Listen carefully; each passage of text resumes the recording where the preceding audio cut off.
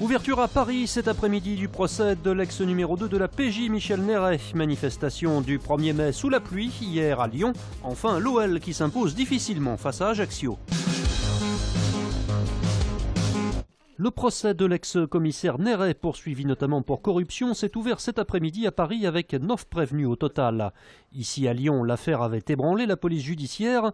Depuis, la loi a évolué avec la création d'un fichier des indicateurs. Il n'est jamais évident pour un enquêteur d'avoir des indices, des tontons dans le jargon policier et de ne pas les rémunérer.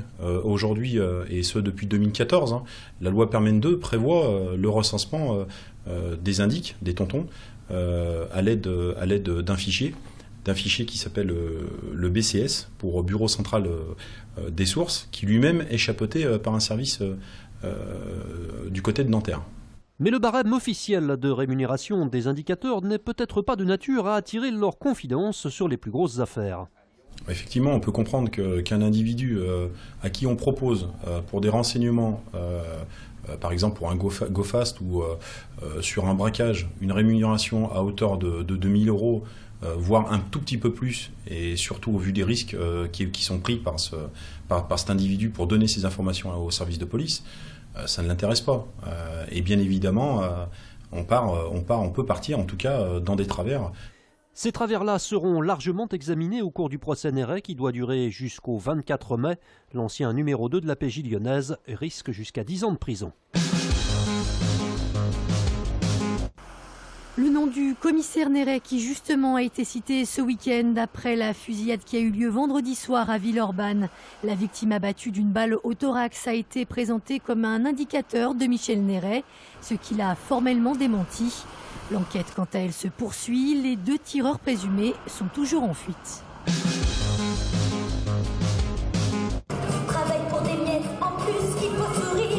Le sourire, il ne l'avait pas vraiment, les manifestants du traditionnel défilé du 1er mai. Un défilé qui a peu mobilisé sous la pluie et dans le froid. Ils étaient entre 2000 et 5000 dans les rues de Lyon hier. Le temps n'est pas avec nous. Et puis il y a aussi le fait qu'il y a eu une manifestation il n'y a pas très longtemps, donc jeudi dernier. Donc effectivement, cette répétition de manifestation fait que les gens choisissent un petit peu les manifestations à lesquelles ils se rendent. J'ai tous les droits, moi, Gattaz 2. Je suis le MEDEF, le tout-puissant. Principal mot d'ordre de ce défilé 2016, le retrait de la loi travail. Une loi qui, selon les syndicats, va à l'encontre de toutes les luttes passées. On ne veut pas d'un retour au code du travail du 19e siècle. C'est fini tout ça. Et on n'est pas prêt à se laisser faire. C'est plutôt une loi qui va détruire un certain nombre de droits qu'ont les salariés et les représentants du personnel. Donc à mon avis, ça a du sens de se mobiliser contre cette loi le 1er mai. Le cortège a défilé des places Jean Massé à Bellecour sous bonne escorte. Aucun débordement n'est d'ailleurs à déplorer. La mobilisation, quant à elle, devrait se poursuivre alors que va débuter demain l'examen de la loi travail à l'Assemblée.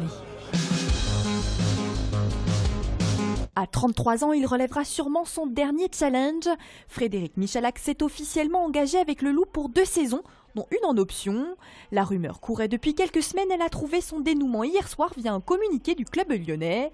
En fin de contrat avec Toulon, Frédéric Michalak, ouvreur, portera donc bien les couleurs du Loup l'année prochaine. Il retrouvera ainsi beaucoup d'anciens Toulonnais, dont l'entraîneur Pierre Mignoni.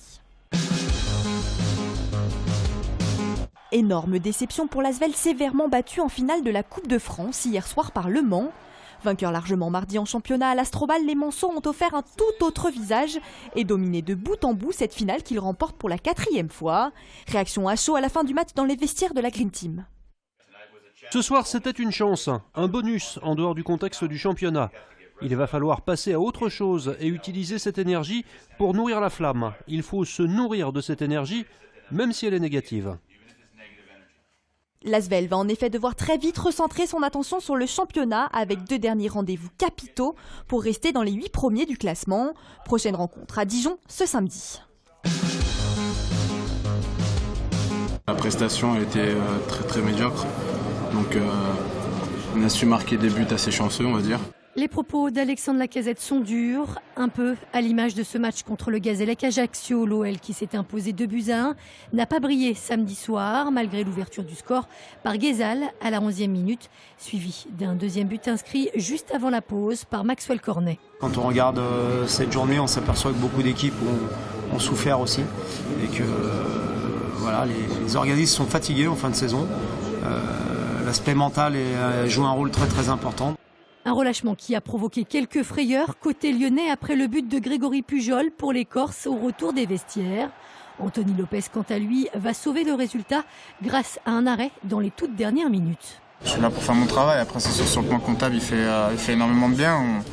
On n'aurait pas abordé de la même manière la fin de championnat avec un match nul ce soir, mais voilà, l'essentiel est là, on a pris 3 points. L'OL qui conserve donc sa deuxième place avant sa finale contre Monaco samedi prochain.